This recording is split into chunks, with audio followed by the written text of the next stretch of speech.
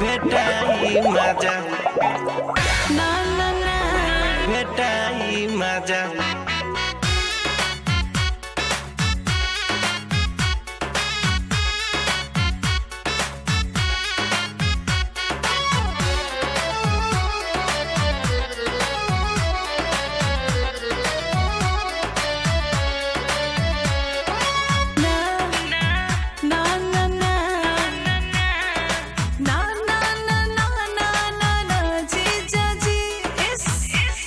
भइल हो तोहर मोट हमर छोट बाबू खाता जीजा तोहर मोट हमर छोट बाबू खाता जीजा तनी डाले दय साली भेटाई मजा तनी डाले दय साली भेटाई मजा हड्डी छोड़ी हमर थोड़ी चरचराता जीजा हड्डी छोड़ी हमर थोड़ी चरचराता जीजा तनी डाले दय साली भेटाई मजा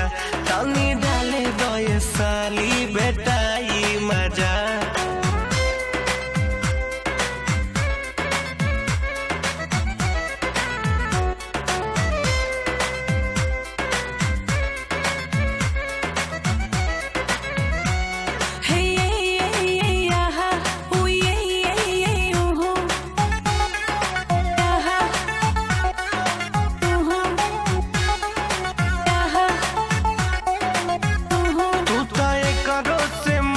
घोट जालू काहे बेरा तना चोलालू तू तो करो से मोट घोट जालू काहे बेरा तना चोलालू राउर रुखर हमर सुघर पर पराता जीजा राउर रुखर हमर सुघर पर पराता जीजा तनी डाले दय साली भेटाई मजा तनी डाले दय साली भेटाई मजा ना भेटाई मजा ना ना ना भेटाई मजा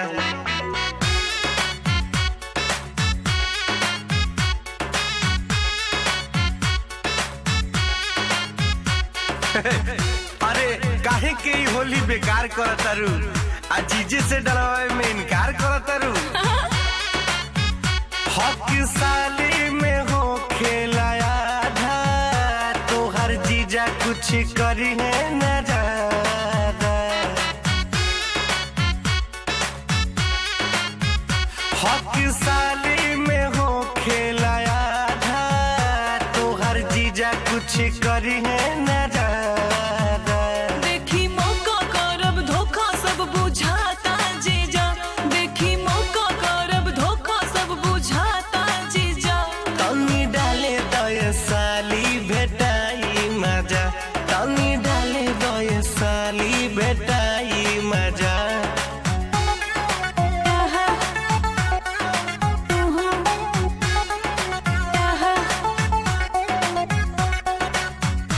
अरे बच के बचा के कुल काम हो जाई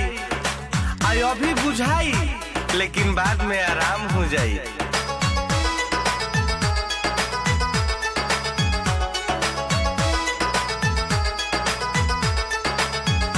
कहे पांडे रितेश चुप रह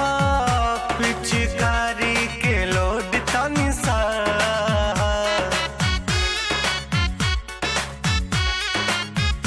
कहे पांडे रितेश चुप रह